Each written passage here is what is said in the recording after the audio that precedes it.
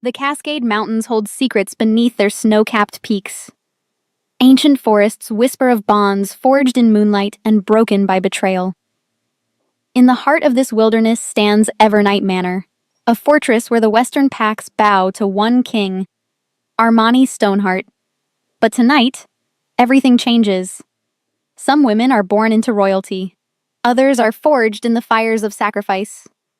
When the moon rises over these mountains, it doesn't illuminate crowns or titles. It reveals the truth of a mother's heart. And tonight, that truth will shatter a kingdom.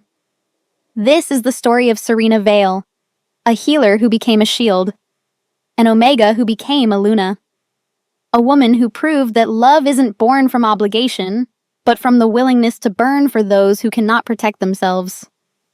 This is the night the Luna left, and the night a true mother was born. The healing wing of Evernight Manor smelled of lavender and chamomile. Serena Vale's fingers moved with practiced efficiency, sorting dried herbs in the dim light of oil lamps. She'd always found peace in this work, in the quiet rhythm of preparing remedies that would ease pain and mend wounds. Being an Omega meant your instincts screamed warnings others couldn't hear. Tonight, those instincts were screaming. The air felt wrong, thick, electric, like the moments before lightning strikes. Serena paused, her wolf silver stirring uneasily beneath her skin. 5 years in the Evernight Pack, and she'd learned to trust these feelings. Her previous pack had been slaughtered by rogues when she was 17. She'd survived by learning to listen when danger whispered. She glanced at the clock. Nearly midnight. Alpha King Armani was in Montreal, and negotiating the Northern Territories Treaty. Luna Alara had retired hours ago to her private chambers. The manor should have been peaceful, settling into the quiet hours of night. But it wasn't. Serena moved to the window, her reflection ghostly in the glass. 27 years old, with dark hair pulled back in a simple braid and silver eyes that marked her as different. Eyes she'd learned to hide, to make herself invisible. Invisibility meant survival. Through the window, she noticed something that made her blood run cold. The western perimeter lights were dark. They were never dark. Security protocols demanded constant illumination. A sound reached her ears. Not the usual night sounds of the forest, something else. Distant, mechanical. Then she smelled it. Sulfur, burning metal. As the explosion tore through the night like the world splitting open, Serena grabbed the window frame as the western wing erupted in flames. Not the living quarters, the armory, the security hub. A strategic hit designed to cripple their defenses. Her healer training overrode the shock. Grab the emergency kit. Activate the medical lockdown. Prepare for casualties. She was running before conscious thought caught up. Emergency supplies clutched to her chest, her bare feet silent on the stone floors. The corridor filled with smoke, red emergency lights casting hellish shadows. That's when she saw her.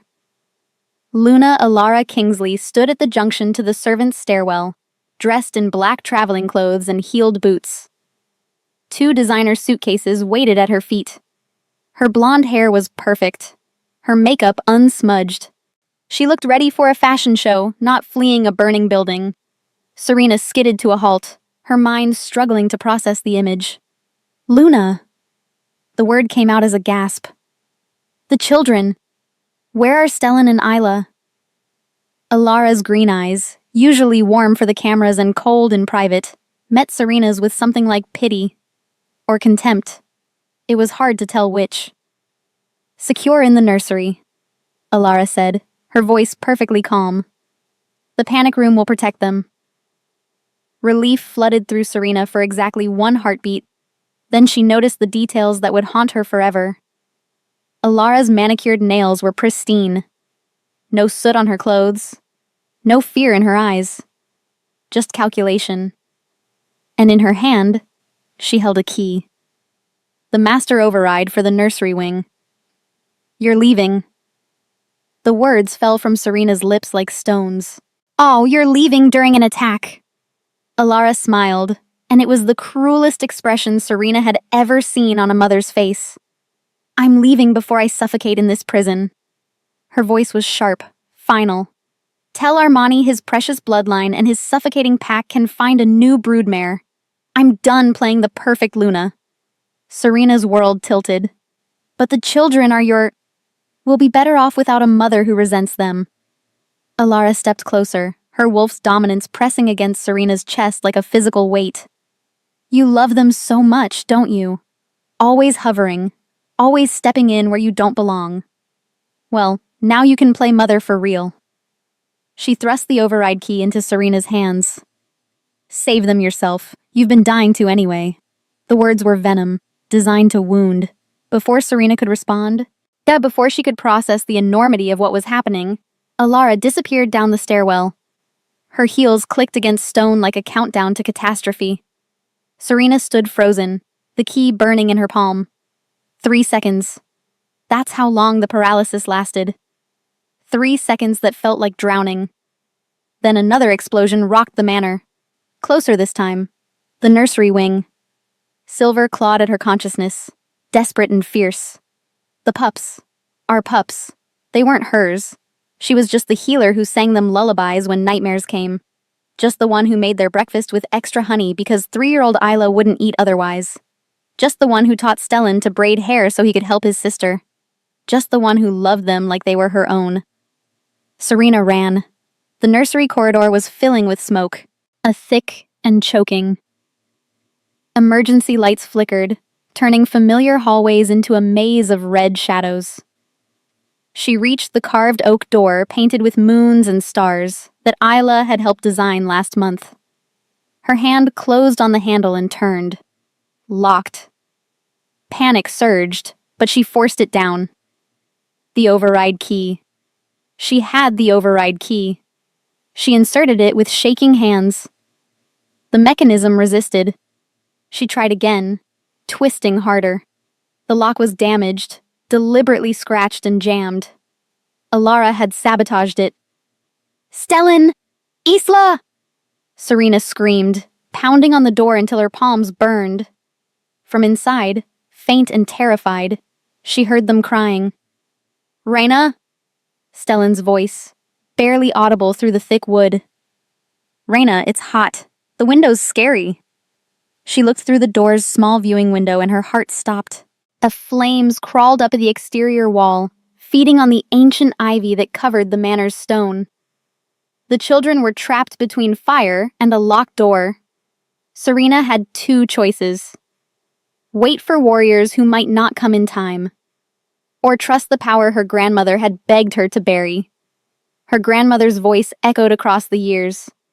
"You are Lunar Sentinel, child. Our bloodline protects the innocent, but they killed us all for being too powerful. Hide your light, or it will consume you." Serena closed her eyes. "Forgive me, grandmother, but I won't let them burn." She placed her palms flat against the door and reached for the silver thread she'd kept locked away for 15 years. The power that made her different. Dangerous. The reason her bloodline had been hunted to extinction. The magic answered like a dam breaking.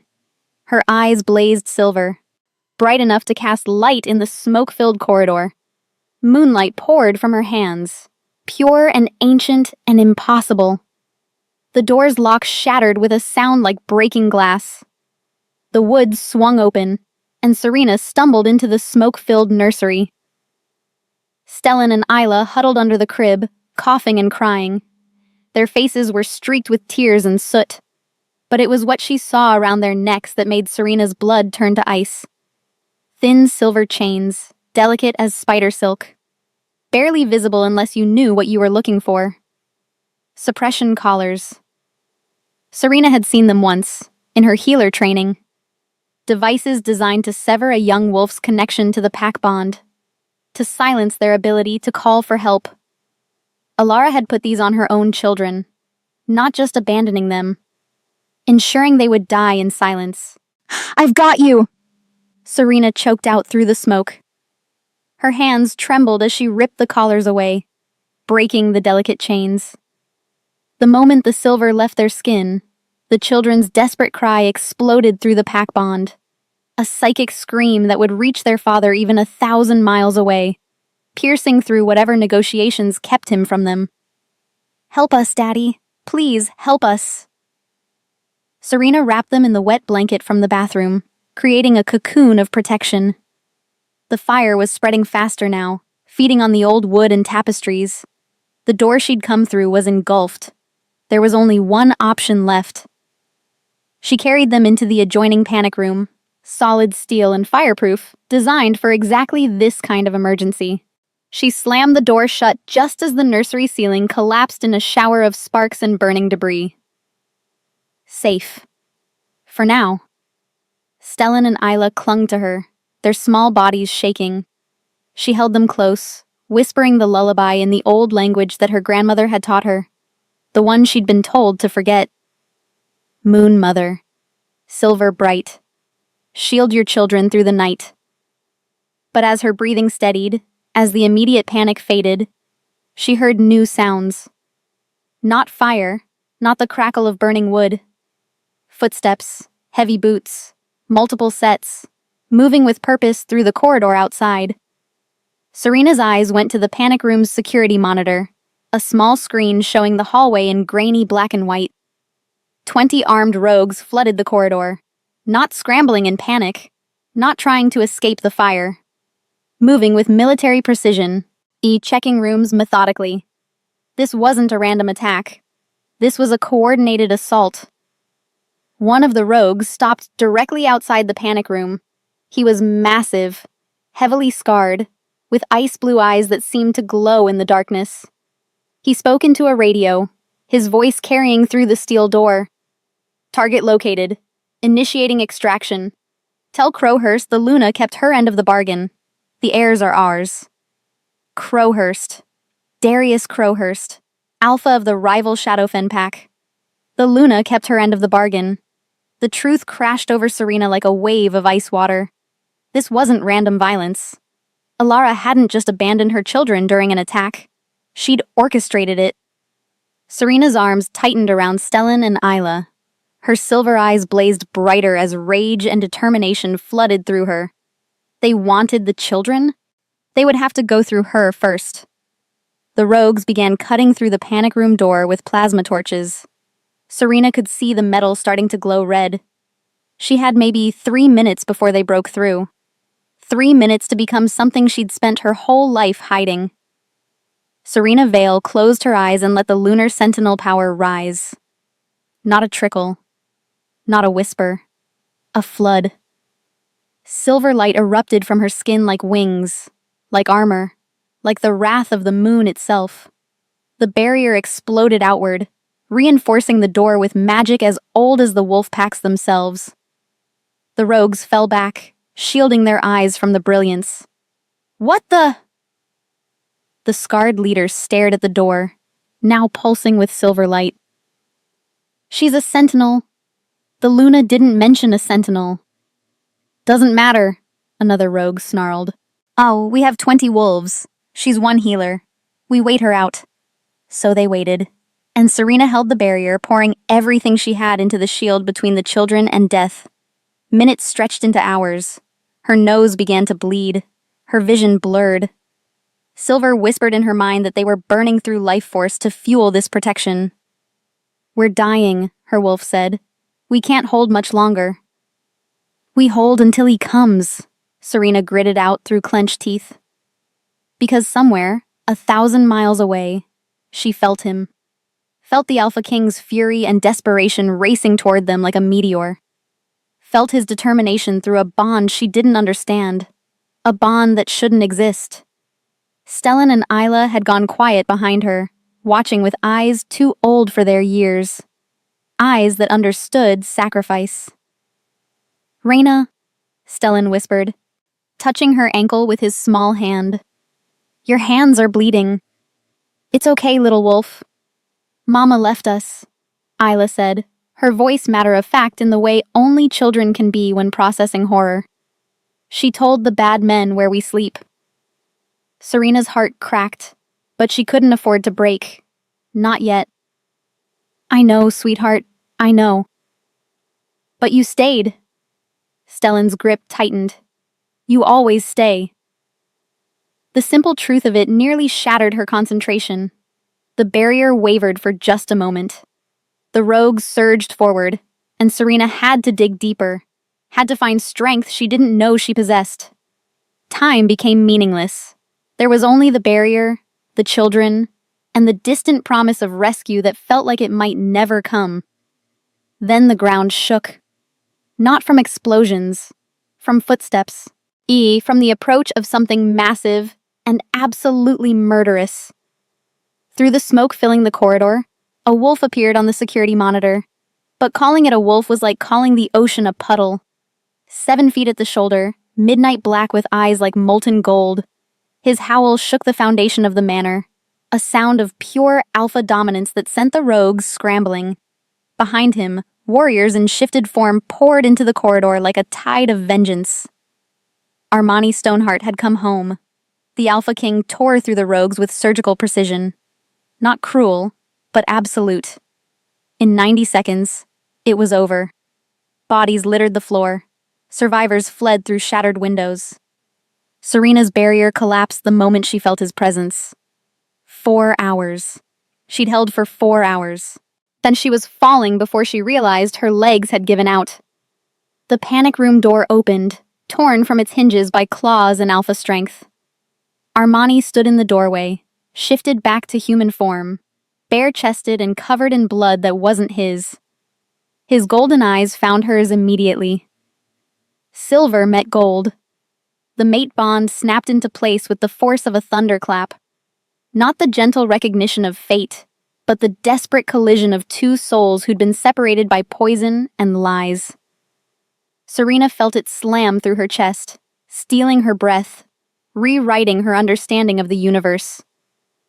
Armani's knees nearly buckled. His lips moved, forming a single word. You. But Serena was already unconscious, her body finally surrendering to exhaustion.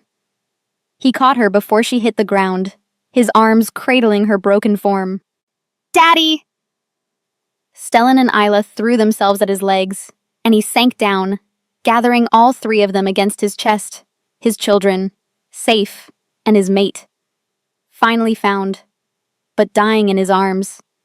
Serena woke to whiteness. White ceiling, white walls, white sheets that smelled of antiseptic and pine. The medical wing. Pain lanced through her chest when she tried to sit up, centered where the barrier had burned through her life force. Easy.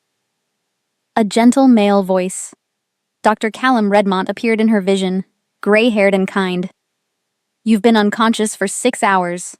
Your wolf is healing you, but you pushed her to the breaking point. Any longer holding that barrier, and we'd be planning a funeral. The children, Serena croaked, her throat raw from smoke. Alive and asking for you every 15 minutes. Callum smiled. They're with their father, who has stationed guards at your door and threatened to burn down my medical wing if you're not given the best care. Memory flooded back. The mate bond, Armani's eyes, the weight of recognition. He knows, she whispered. Oh, he knows. Callum pulled up a chair, his expression sobering. Serena, I need to explain what we found in your blood work. He showed her lab results, complex chemical formulas she barely understood, but certain words leaped out. Wolfsbane, amaranth extract, chronic dosing, 2 years. Alara has been poisoning you, Callum said bluntly. The entire healing staff received low doses in the communal tea service, but your personal blend had triple concentrations. Wolfsbane suppresses wolf abilities. Amaranth specifically blocks mate recognition pheromones. Together, they created a blind spot around you. Serena's hands trembled against the white sheets. She knew. She knew I was his mate before I did.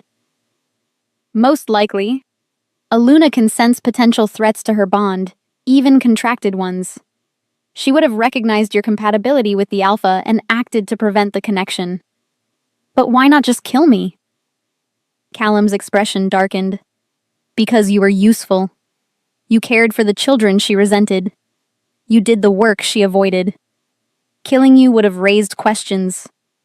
Poisoning you kept you weak, invisible, and dependent on the tea that was destroying you. The door opened. A young woman with silver eyes identical to Serena's burst in, her face a mixture of relief and fury. "You're awake," Jocelyn Vale breathed, rushing to her sister's bedside. "Thank the goddess." I thought... "I'm okay," Serena managed, squeezing Jocelyn's hand. "Callum told me about the poison." "There's more." Jocelyn's voice hardened. She opened a tablet showing financial records. "I've been working in pack intelligence for 2 years, watching the Luna. Something felt wrong, so I started digging." The evidence sprawled across the screen. Monthly transfers from Alara's private account to shell companies belonging to Darius Crowhurst. $50,000 each, dating back 18 months. Recorded phone calls between Alara and Darius, discussing territorial opportunities and removing obstacles. Building schematics of Evernight Manor, annotated in Alara's handwriting, marking security weaknesses. Purchase orders for suppression collars, bought through black market vendors and delivered to Alara's private office. "She's been planning this for over a year," Jocelyn said, her voice shaking with rage. The affair with Darius wasn't romance. It was a political coup. If the heirs died, Armani would be devastated, vulnerable. Alara would play the grieving mother, divorce him while he's weak, and claim half the Western territories in settlement. Then she'd unite with Darius, creating a superpower pack. Serena felt sick. The children were just collateral damage. Worse. Jocelyn pulled up a final document. A contract signed by Alara and Darius, dated 3 months ago. "This is an agreement to eliminate all bloodline competition. Not just the twins. You. Anyone who could challenge Alara's claim or Armani's affection." "She was going to kill me anyway," Serena whispered. "She tried." Callum found cumulative toxins that would have caused organ failure within 6 months. You would have died slowly, looking like natural illness.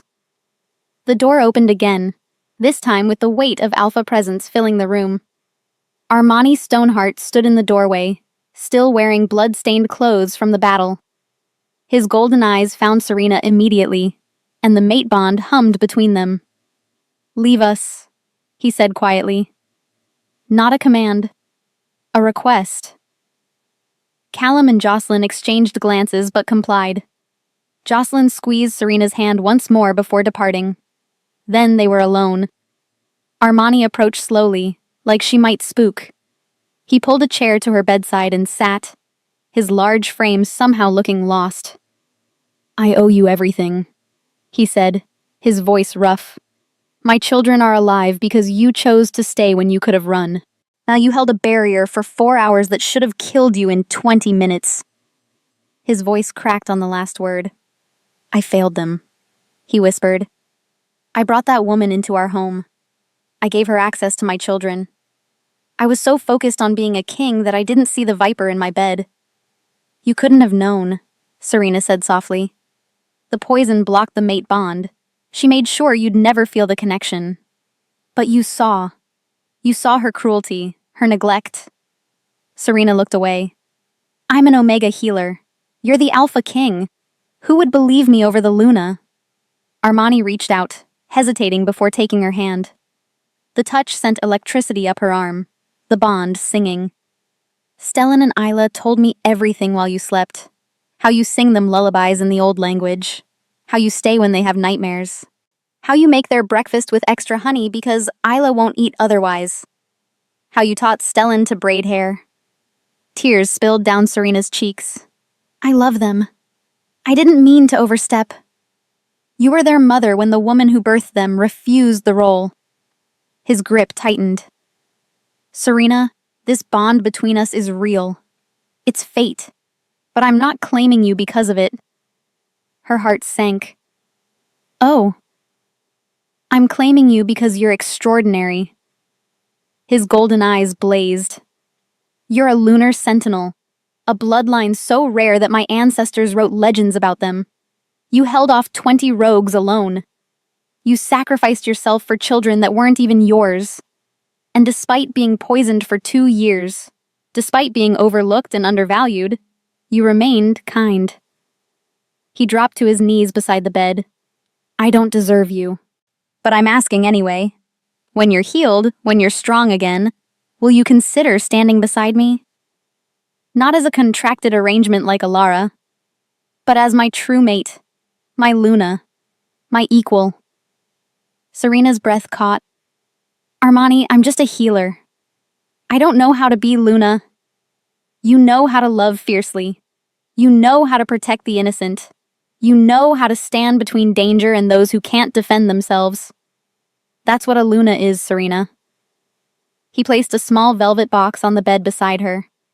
I'm not asking for an answer now, but when you're ready, know that I see you, all of you, and I'm not letting you go. After he left, Serena opened the box with shaking hands. Inside was a ring. A moonstone set in platinum, with tiny diamonds forming a crescent around it. Simple, powerful, perfect. A note was tucked beneath. For the woman who became my moon when the world went dark. Serena held it against her heart as tears came. She'd spent 5 years invisible. Now the most powerful wolf in the Western Territories had just seen her. Really, truly seen her. Alara Kingsley sipped champagne in first class, watching the Seattle skyline shrink beneath her. 16 hours to Paris. 16 hours to craft her story of the traumatized Luna fleeing an abusive alpha. Her phone buzzed. A text from Darius. Did it work? She smiled, typing back. The manor burned beautifully. By the time Armani gets home, there won't be heirs to fight over. We're free. She'd just hit send when the plane lurched violently. Ladies and gentlemen, the captain's voice crackled, strained. We've been ordered to return to Seattle immediately by Alpha Command. Alara's blood went cold. She flagged down a flight attendant. What's happening? I'm not sure, ma'am. The order came directly from Evernight Pack Enforcement. The plane landed at a private airstrip, not the main airport. Black SUVs surrounded them before the engines stopped. The cabin door opened. Tristan Whitlock stepped aboard, flanked by 4 enforcers in tactical gear. Alara Kingsley, he announced, his voice carrying the weight of pack law. You are under arrest for conspiracy to commit pupicide, treason against the Evernight Pack, and attempted murder of the Alpha's mate. The other passengers gasped. Alara stood, forcing confidence into her voice. This is absurd. I'm the Luna. As I have diplomatic immunity. You lost that immunity the moment you abandoned the heirs during an attack. Tristan pulled out silver-infused restraints. You have the right to trial before the Western Pack's Council. They're alive? Alara breathed, her mask cracking. How? The rogues, the fire. Someone actually cared about them, Tristan said coldly, snapping the restraints around her wrists. Something you clearly never learned to do. In the SUV, Tristan played the recordings. Alara listened to her own voice discussing eliminating the heirs, laughing about the fire's timing. Where did you get these? She demanded, though her voice shook. Jocelyn Vale is more resourceful than you gave her credit for. Every call recorded. Every transaction traced. Every lie documented. The main hall of Evernight Manor had been converted into a tribunal. 300 pack members filled the space. Parents held their children close. Warriors lined the walls. Armani stood before the floor-to-ceiling windows. Serena in the gardens below, with Stellan and Isla clinging to her sides. She's remarkable, Tristan said, joining him. The twins haven't left her since she woke up. They've started calling her Mama Serena. Armani's chest tightened. Has she said anything? About the proposal? Give her time. She went from invisible healer to Alpha King's mate in one night. Guards dragged Alara into the hall in silver chains. Her designer suit was rumpled, her makeup smeared. But her eyes burned with defiant fury. The crowd erupted in angry murmurs. Armani raised his hand, and silence fell instantly. Alara Kingsley, you stand accused of crimes against this pack, against our laws, against nature itself. How do you plead? Not guilty. Alara said, lifting her chin. I am the victim here. You were never a true mate, Armani. Our marriage was a business arrangement.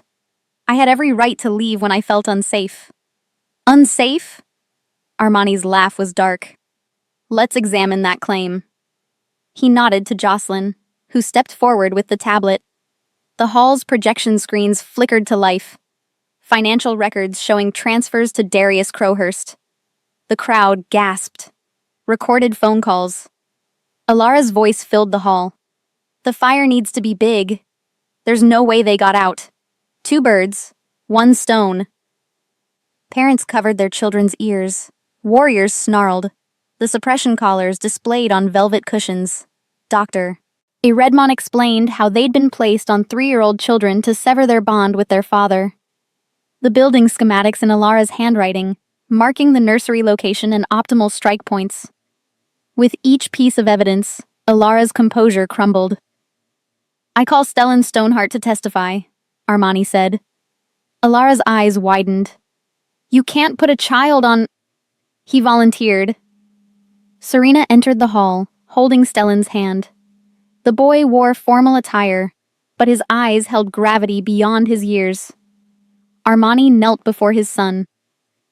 Stellan, you don't have to do this if you're scared. I'm not scared, Daddy. Stellan's voice was small but clear. I want to tell the truth. He turned to face the crowd. Mama didn't love us. She said we were loud and annoying. She locked us in our room when she had parties.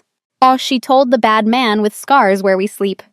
And she told us that if we loved Raina more than her, the bad wolves would take Raina away forever. The hall went silent. But Raina stayed. When Mama left and the fire came, Raina broke the door and saved us. She made the silver light and protected us until Daddy came. Mama left us to die. Raina chose to die for us. He looked at Alara directly. You're not my mama. You're just the lady who was mean to us. Elder Marlowe Crowhurst stood to deliver the council's decision. Alara Kingsley, the council finds you guilty on all charges. The evidence is irrefutable. The testimony, damning. She paused. Under pack law, the penalty for pupicide is death. However, Alpha Armani Stoneheart has requested an alternative sentence. Armani stepped forward. You wanted freedom, Alara. I'm giving it to you. And you are stripped of your title, your pack affiliation, and your bloodline rights. You are declared rogue. You will be escorted to neutral territory and released with nothing. No pack will offer you sanctuary. No alliance will protect you. Alara's face went white. Rogue? You can't. I'll die out there alone. You made that choice when you locked your children in a burning building. As guards dragged Alara away, she screamed, Darius will kill you for this. He'll burn your entire pack. After the hall emptied, Armani found Serena in the garden, sitting on a stone bench with the twins asleep in her lap. You didn't have to bring Stellan to testify, she said softly. He wanted to. He said the pack needs to know the truth so they trust you. Armani sat beside her. They already do. You're all anyone's talking about. I'm not Luna yet. Yet. He smiled. That word implies you're considering it. She looked down at the sleeping children. They need stability. They need someone who won't abandon them. They need you. And so do I. Tristan burst into the garden, his face grave. We have a problem. Darius Crowhurst just declared war. He's amassing forces at the Shadow Creek border. He's demanding we hand over his Luna and the territories Alara promised him, or he attacks at the next full moon. Armani stood. How many warriors does he have? 500, plus hired rogues. We have 300. Serena's hand found Armani's. Then we fight. He looked down at her, surprised. This isn't your war.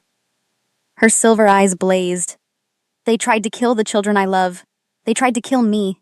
But they want to destroy this pack. It's absolutely my war.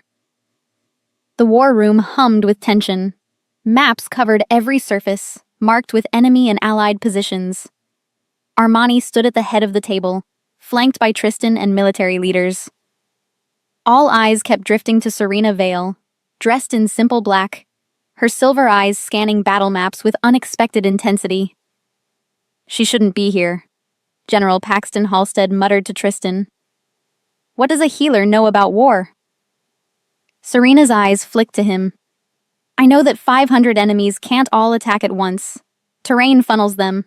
Shadow Creek's supply lines run through Whitlock Pass, currently buried under 10 feet of snow. They'll have to come through the southern valley." The room went silent. "How do you know that?" Paxton demanded. "I deliver medical supplies to border outposts twice a month. I know every road, every path, every shortcut." She pointed to the map. "The Southern Valley has a bottleneck here. Stone Bridge. It's the only crossing over the ravine for 50 miles. If we control that bridge, we control their advance." Armani's lips quirked. "Continue." She leaned over the map. "Darius expects us to defend the manor, to pull our warriors here and wait for siege. But what if we don't? What if we take the bridge first, fortify it, and force him to fight on our terms?" "That's aggressive," Tristan noted, impressed. "The manor is stone and steel. It can withstand assault. But if Darius takes the bridge, he can bring in reinforcements indefinitely. Cut him off at the source, and his 500 become isolated." General Paxton studied her with new respect. "It's risky." "All war is risky, but I'd rather fight smart than fight desperate." Armani placed his hand over hers on the map. "We'll do it. Paxton, take 150 warriors to the bridge at dawn. Fortify and hold. Tristan, you'll command manor defense. I'll lead the strike team to harass Darius's supply lines." "And me?" Serena asked. "You'll stay here, protected, with the children and non-combatants." Her eyes flashed silver. "No. Serena, this is not negotiable." "You're right, it's not. Because I'm going to the bridge with Paxton's forces." "Absolutely not. You're still recovering. From holding a barrier for 4 hours that saved your children's lives? I'm a lunar sentinel, Armani. My magic is defensive. If the bridge is our choke point, yeah, you need me there to reinforce it. You almost died last time. And I'll almost die again if it means protecting this pack." She stood, meeting his eyes. "You want me to be Luna? Then treat me like one. Lunas don't hide in towers while their pack bleeds." The war room watched the standoff. Finally, Armani's shoulders sagged. "If you go, I go. We defend the bridge together." "Then who leads the supply raids?" Tristan asked. "You do. But my mate doesn't go into battle without me." The door opened. Jocelyn entered, her face pale. "We have intelligence. Darius isn't coming himself initially. He's sending his beta, Landon Vance, with the first wave. 300 rogues. Darius is holding back 200 as reserve." "Testing our defenses," Serena said slowly. "If Landon breaks through, Darius sweeps in for victory. If Landon fails, Darius can retreat and claim he wasn't part of the rogue attack." "Plausible deniability," Armani agreed darkly. "So we make sure Landon doesn't just fail. We make him an example." That night, Serena tucked Stellan and Isla into bed in the fortified safe room. "Raina," Isla whispered, clutching her stuffed wolf. "Are you going away like Mama did?" Serena's heart broke. She climbed into bed between them. "I'm not leaving you. Never. I'm going to help Daddy protect our home. And then I'm coming right back." "Promise?" Stellan asked. "I promise." She kissed both their foreheads. "Your Aunt Jocelyn will be here with you. And Dr. Callum. And 20 warriors. We want you," Isla sobbed. "I know, baby." Serena sang them the lullaby in the old language. Their breathing eventually evened out. When she tried to leave, Stellan's hand caught hers. "Raina, when you come back, can we call you Mama for real?" Tears stung her eyes. "You can call me whatever makes you happy." "Mama makes us happy." She kissed his hand. Then Mama it is. Serena found Armani on the battlements, staring at the mountains where tomorrow's war waited. She wrapped a blanket around his shoulders and stood beside him. You should sleep, he said. So should you. They stood in comfortable silence, the mate bond humming between them. I'm terrified, Armani admitted. Not of battle, but of losing you before I ever really had you. She took his face in her hands. Then you'll survive it. For them, they need you, and they need me. So we both fight, and we both come home. I want to marry you, Armani said suddenly. Not after the war. Now. Tonight. Because if I die tomorrow, I want to die as your husband. And if you die, you'll die as my Luna. They woke Elder Marlowe at midnight. Tristan and Jocelyn served as witnesses. In the private chapel lit by candles, with no fanfare or finery, they spoke vows. I vow to protect you, Armani said, slipping a platinum band on her finger. To honor you. To see you when the world chooses blindness. To love you even when fate tears us apart. Serena's voice shook. I vow to stand beside you. To shield the innocent. To be the moon when your world goes dark. To love you even when love costs everything. By the power vested in me by the moon goddess, Elder Marlowe intoned, I declare you mates in law and spirit. Their kiss tasted of salt and promise. At dawn, 200 warriors assembled in the courtyard. Today we fight not for territory or pride, Armani declared. We fight for the right to protect our children, to punish those who would harm innocence. The warriors howled their approval. Serena raised her hand, silver light dancing across her palm. I am Lunar Sentinel. My bloodline was hunted to extinction because we were too powerful, too protective. But I stand here today, alive, and I will use every drop of that power to shield you. The howls intensified, shaking the walls. The war for Evernight had begun. Stone Bridge was ancient, spanning a 200-foot ravine with the Cascade River churning below. It was the only crossing point for miles, carved from granite and reinforced with iron. Paxton's 150 warriors arrived as the sun crested the mountains. Serena stood at the bridge's center, her hands pressed against stone, feeling the thrum of old magic beneath. This bridge was built by sentinel wolves, she murmured. My ancestors wove protection into its foundation. Can you strengthen it? Paxton asked. More than that.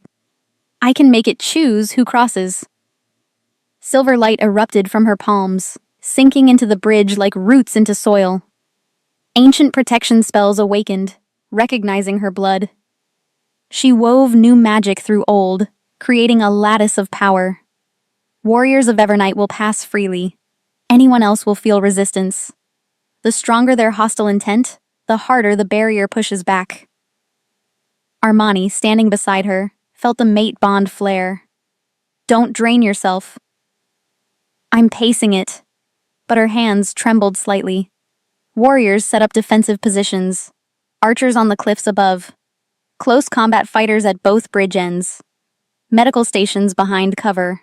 The barrier works both ways, Serena told Paxton. Once the enemy is on the bridge, I can trap them there. Turn their crossing point into a killing field. Paxton's grin was feral. I like how you think, Luna. The rogues appeared like a dark tide cresting the southern ridge, 300 strong, moving with military precision.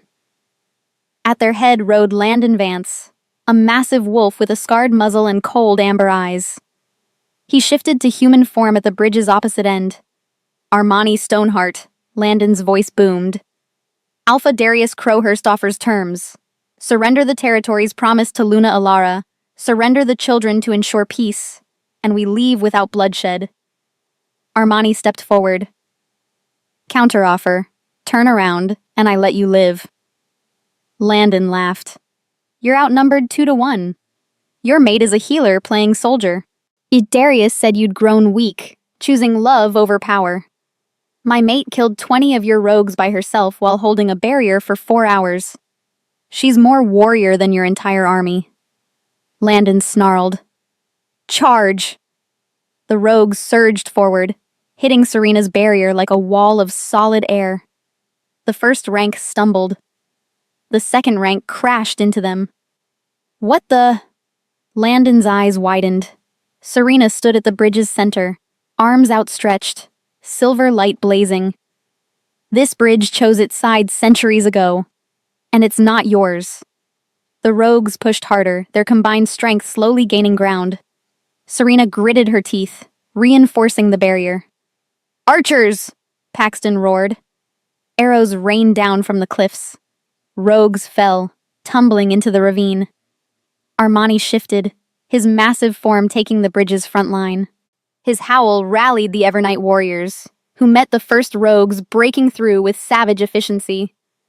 Serena watched the battle flow, analyzing patterns. The rogues were bunching up on the bridge. Perfect target density. Armani, she called through the mate bond. Get our warriors off the bridge. Now. He didn't question. Fall back. The Evernight wolves retreated to solid ground. The rogues, sensing victory, pushed forward. 200 of them packed tight on the bridge. Serena smiled, though it took every ounce of strength. Now you're mine. She slammed her hands together. The barrier inverted, trapping the rogues between silver walls of light on both sides. A 200-foot kill box. Fire at will! Paxton screamed. Arrows and spears rained down from all angles. The rogues, trapped and panicking, trampled each other trying to escape. Break the barrier! Landon roared, throwing his alpha strength against Serena's magic. She felt it like a battering ram. Her nose bled, her vision blurred, but she held. You won't break me. I've already died once for this family. I'll do it again. Armani was at her side instantly, his hand on her shoulder, his power flowing through the mate bond to reinforce her. Together, he growled. Their combined strength was unbreakable. Landon's assault shattered against it.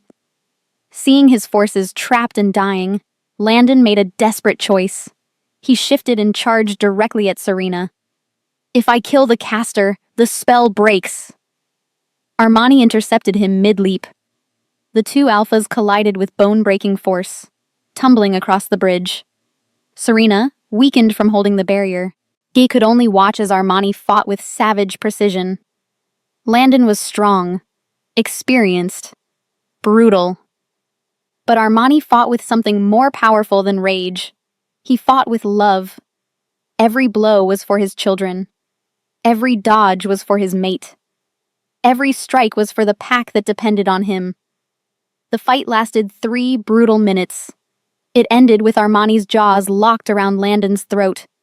Yield, Armani commanded. Landon's eyes showed calculation. Armani's jaws tightened. I said yield, or I end you. I yield, Landon choked out. With their leader defeated, the surviving rogues threw down their weapons. Serena finally released the barrier, collapsing to her knees. Armani shifted back, immediately pulling her against his chest. You did it. You magnificent, terrifying woman. She laughed weakly. We did it. Paxton approached. Respect clear. Luna, that was the most brilliant tactical magic I've ever witnessed. From his position 5 miles south, Darius Crowhurst watched through binoculars as his beta was dragged away in chains. His phone rang. Darius, Armani's voice was cold. I have your beta. I have your forces. And I have a message. Come for my family again, and I won't just defeat you. I'll erase you. Your pack, your name, your legacy. You think one battle? I think you sent 300 wolves and got 50 back. I think you're a coward who sends others to die while you hide. Silence. The Western Pax Council will hear about this. Armani laughed, dark and sharp. I recorded your terms. Surrender the children. That's pup-napping, Darius. A death sentence. So please, go to the council. Let's see who they side with. The line went dead. As the sun set over Stonebridge, Serena moved among the warriors in healer mode, closing wounds and easing pain. Armani found her bandaging a young warrior's shoulder. Come, you've done enough. There are still injured. And there are other healers. You're swaying on your feet. Inside the command tent, Tristan was waiting. Supply lines cut. Darius's reinforcements won't be coming. Good. Armani looked at his council. We won today. But Darius is wounded, not dead. Wounded animals are the most dangerous. So we finish it, Serena said quietly. We take the fight to him. You need to rest. I need to end this.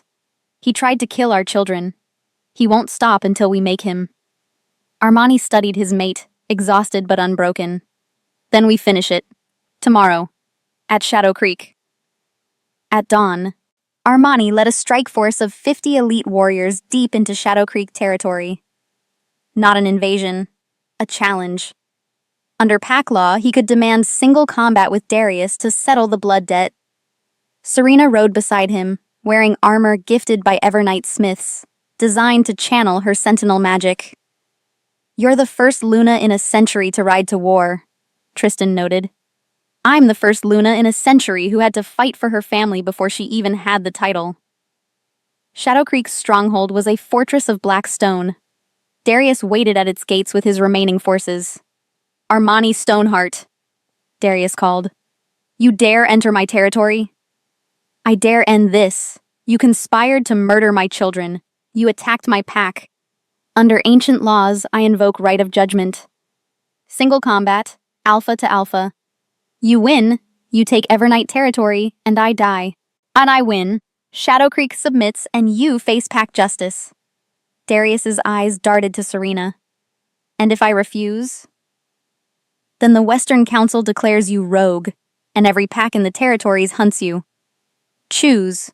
Die with honor, or die running. Darius shifted into a massive gray wolf with silver-tipped fur, larger than Landon had been. Armani shifted into Obsidian, the midnight wolf whose legend had built a kingdom. They circled on the open ground between armies. No rules, no mercy. They collided like storms. The fight was brutal, evenly matched. Darius fought with desperation. Armani fought with precision. But midway through, Serena felt something wrong through the mate bond. Armani was strong, but Darius was using something. He's drugged, Jocelyn hissed beside her. Look at his pupils. He's on alpha surge toxin. It enhances strength temporarily, but burns out the user. If Armani didn't know, he'd fight at normal intensity and get overwhelmed. Serena stepped onto the battlefield. Serena, no! Tristan grabbed for her, but she was already moving. Armani, she called. He's drugged. Outlast him. Darius snarled, breaking from Armani to charge at Serena. You don't belong on this field. She raised her hands, silver light blazing. A barrier erupted between them, sending Darius tumbling back. I belong wherever my mate needs me. Armani, understanding the strategy, went defensive. Dodging, weaving, letting the toxin burn through Darius's system. 3 minutes later, Darius began to slow. The drug was eating him alive. Armani struck. Precise. Lethal. Final. Darius collapsed, his wolf form reverting to human. He lay gasping, defeated. Armani shifted back, standing over his fallen enemy. Do you yield? I yield, Darius choked out. Shadow Creek Pack, Armani addressed the watching wolves. Your alpha conspired to murder Pups. He drugged himself to cheat honorable combat. Under pack law, he is unworthy. I claim right of conquest. Shadow Creek is now vassal territory to Evernight. You will have new leadership, fair governance, and peace. Or you can follow Darius into exile as rogues. Choose. The Shadow Creek wolves looked at each other. Then, one by one, they knelt. Darius laughed bitterly. You've made enemies. They'll come for you, for your healer mate. Enough, Serena said quietly, walking forward. She knelt beside Darius, her hands glowing with gentle silver light. "What are you doing?" Darius asked, confused. "You're dying from the toxin. It's eating your organs. I'm saving you. Because unlike you, I don't let people die when I can prevent it. Even enemies." The healing light flowed into Darius, purging the toxin, stabilizing his failing body. It cost Serena energy she didn't have, but she didn't stop until he was out of danger. When she finished, Darius stared at her with something like wonder. Why? Because that's what a Luna does. She protects. Even from themselves. Darius, humbled and defeated, lowered his head. "I yield not just the duel, but my allegiance. You have a Luna worthy of legend, Armani Stoneheart. Shadow Creek will serve Evernight faithfully." 1 month later, Evernight Manor had been rebuilt. Stronger. More beautiful than before. The Great Hall filled with wolves from every pack in the Western Territories. And they'd come to witness the coronation of a lunar sentinel as Luna. Serena stood in the preparation chamber, staring at her reflection. The coronation gown was deep midnight blue, embroidered with silver thread. Her scars from the fire had been incorporated into the design, turning marks of survival into symbols of strength. Jocelyn adjusted her sister's crown. Not the heavy piece Alara had worn, but something new, forged from the melted suppression collars that had bound the twins, mixed with silver from Stonebridge. Simple, powerful, perfect. "You look like the moon goddess herself," Jocelyn whispered. "I look terrified." "You look like a woman who walked through fire and came out forged." Jocelyn squeezed her hand. "They don't just respect you, they love you." The hall fell silent as Serena entered. Stellan and Isla walked beside her, dressed in formal attire and beaming. "That's our mama," Stellan whispered loudly, making wolves smile. Armani waited at the dais, wearing ceremonial armor. When Serena reached him, he offered his hand. Equal to equal.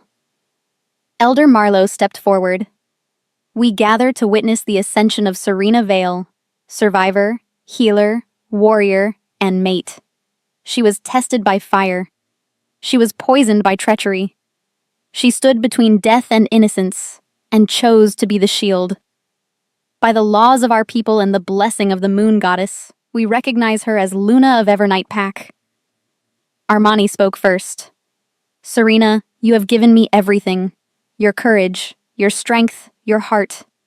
You saved my children when I could not. You fought beside me when others would have fled.